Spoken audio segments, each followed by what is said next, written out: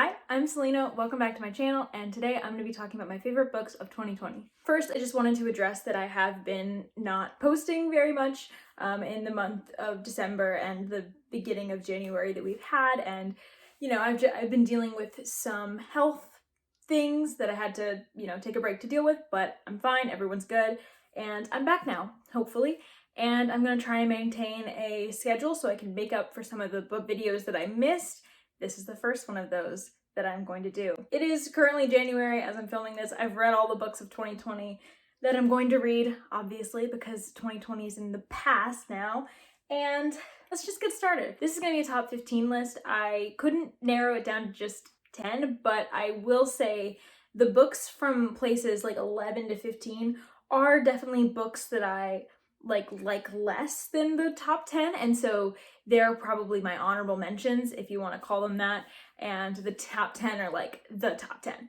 Getting right into it, number 15 on the list is Next Year in Havana by Chanel Cleeton. In this book, we follow like a generational story about a woman named Elisa and her family who were forced to flee from Cuba when Fidel Castro takes over, and so we get Elisa's story of her fleeing and her relationship that she's having at this time, and then we also see the present day when Elisa's dead and her granddaughter Marisol is taking her ashes to Cuba because Elisa never got to return to Cuba alive. And so Marisol has to go into Cuba, which has borders that have just opened. This takes place in 2017 partially, and she also finds a journal of her grandmother, I think.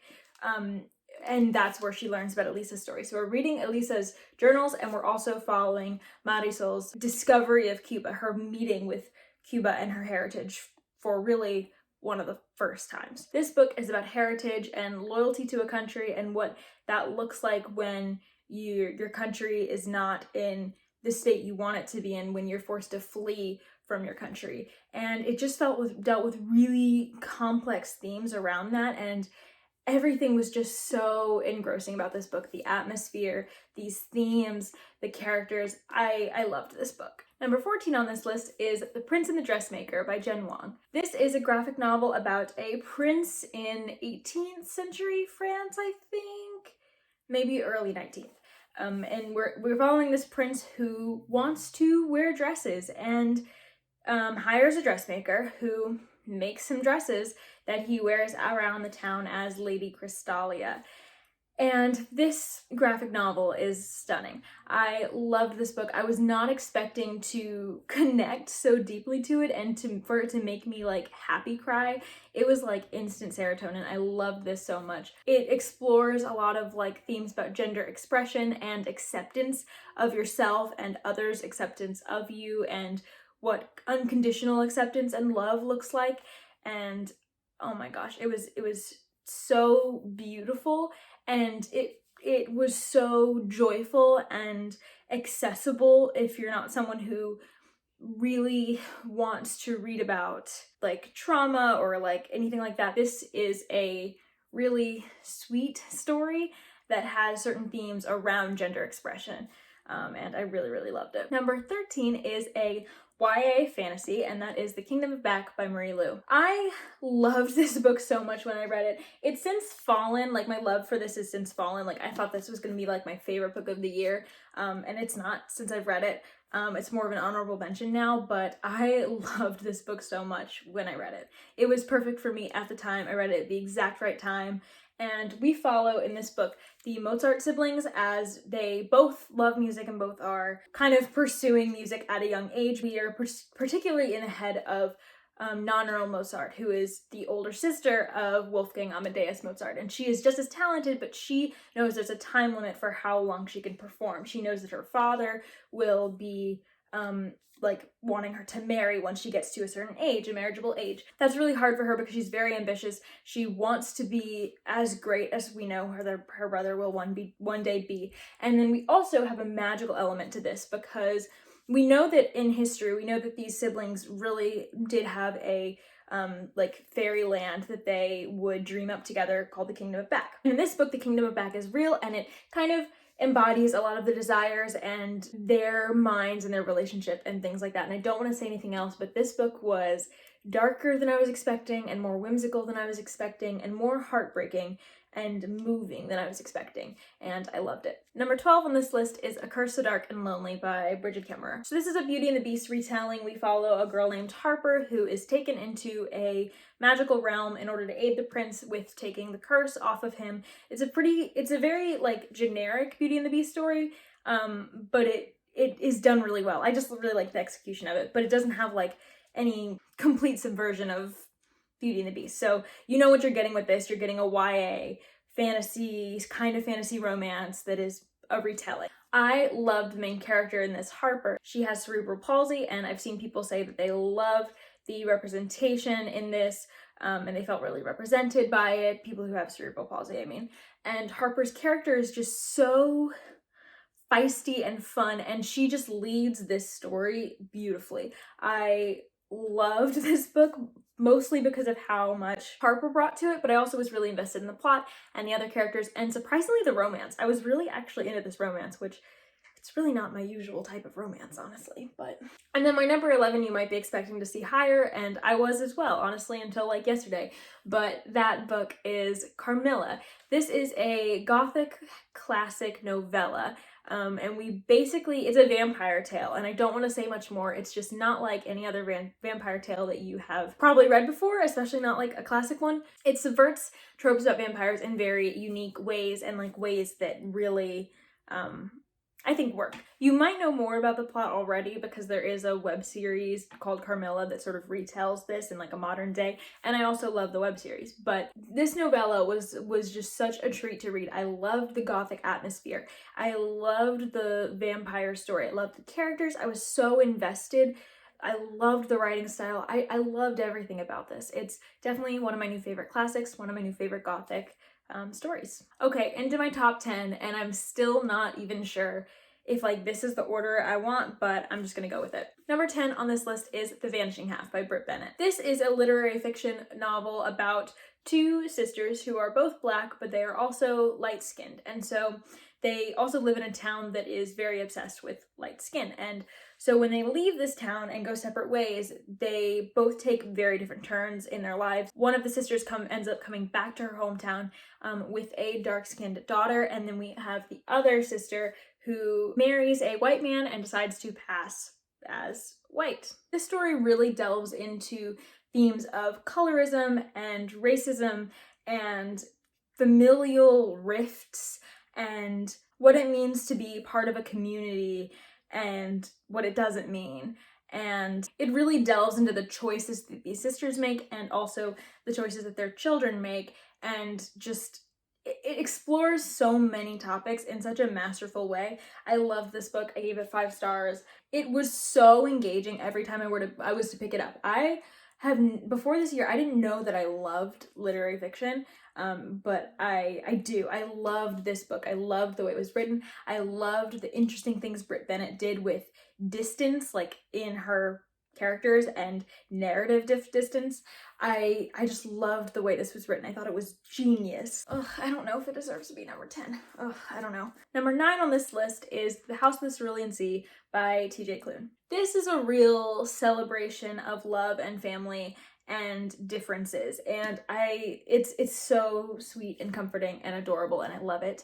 This is the story of a social worker who checks up on homes for magical children, and he goes to check up on one home which houses a lot of kind of high-risk magical children who the government or like his like department wants to watch to make sure they, you know, are treating people well and are being treated well and stuff, and regulate them. And so he goes to this house and he meets the amazing caretaker and all these wonderful children, and he experiences the family, and it's really about people that love you for who you are, and the fact that the theme that you don't have to be who people tell you you're supposed to be, or the fact that you don't have to fit into the box that society deems for you, and there are going to be people who see you outside of those boxes, outside of those labels that society may put on you that are more oppressive than like freeing. And there will be people who see you for who you are and love you and bring you into their family. And I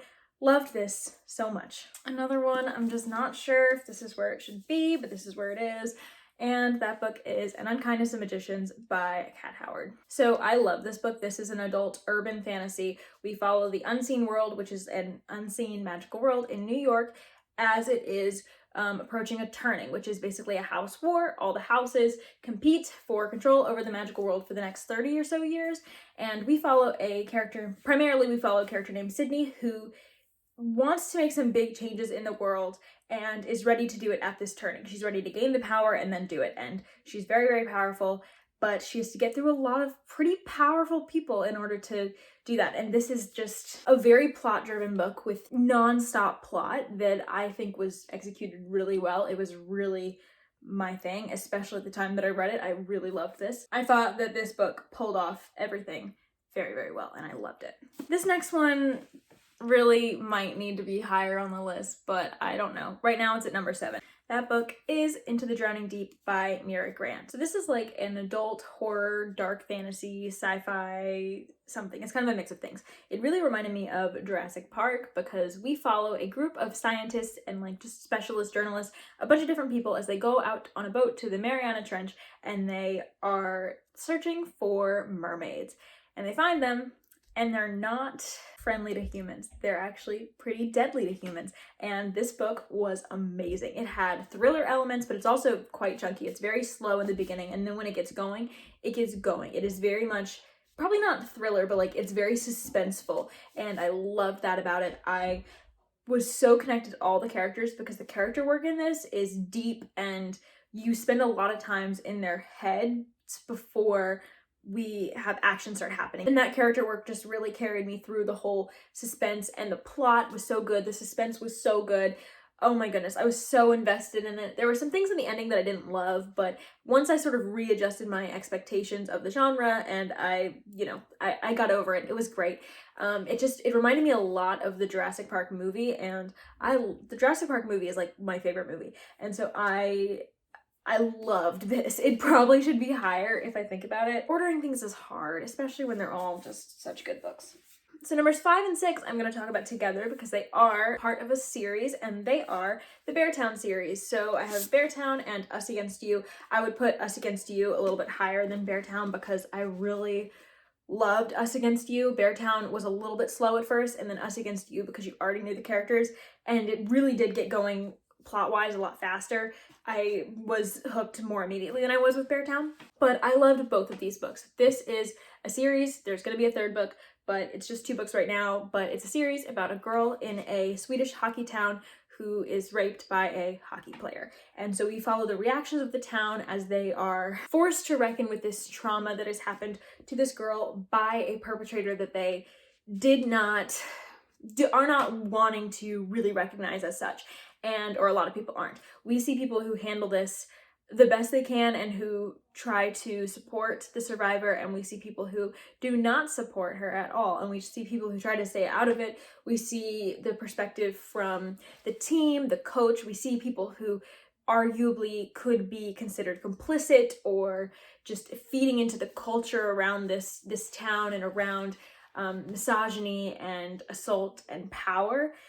There's so many discussions of misogyny, assault, and power, and gender and gender dynamics and society, and oh my goodness. And it really, I feel like these books really put everything out there and weave together a narrative about a larger reason why this tragedy has happened, why this trauma has happened, without really shoving it down your throat. It leaves a lot for you to put together, for you to relate to your life. And I really just feel like it didn't reframe the way I saw the world, but it really gave me a lot of the language to talk about the way I saw the world. And so I love this series. It's one of my favorite series. Love this series, love this author so much.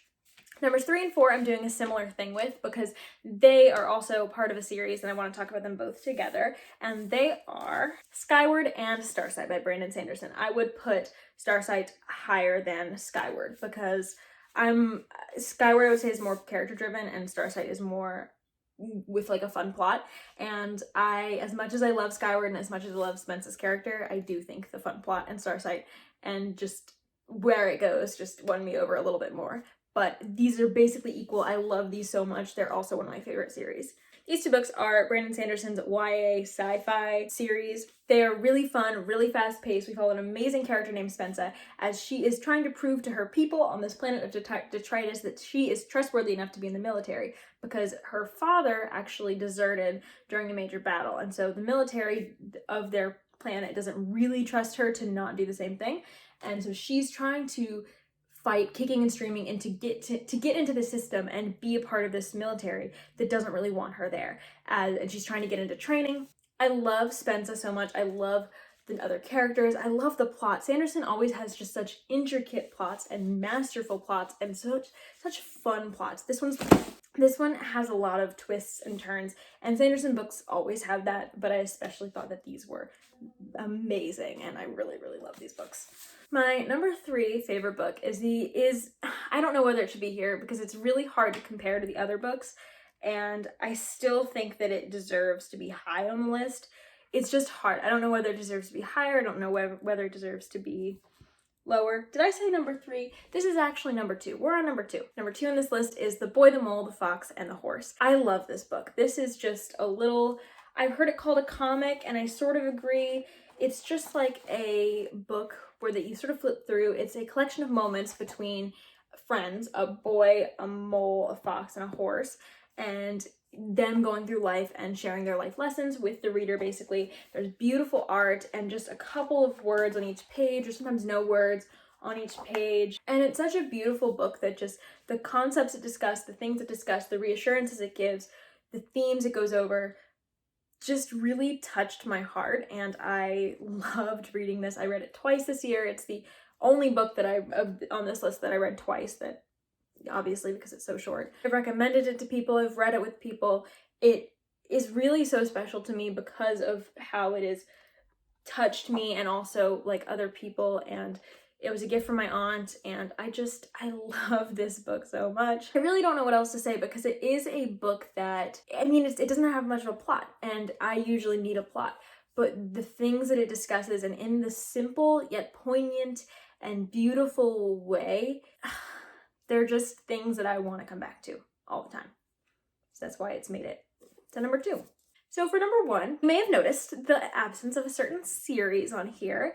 And if you watch my channel before this, then you know that this has like been my obsession this year. And about that, I'm cheating on my number 1 because I'm not saying 1 book, but rather 4 very large books. If you can hear my sister's music as she is showering, I am so sorry, but I'm not going to turn this camera off.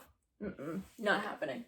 The 4 books, the series that takes the place of my favorite book of the year, my favorite things I read this year, are the Stormlight Archive.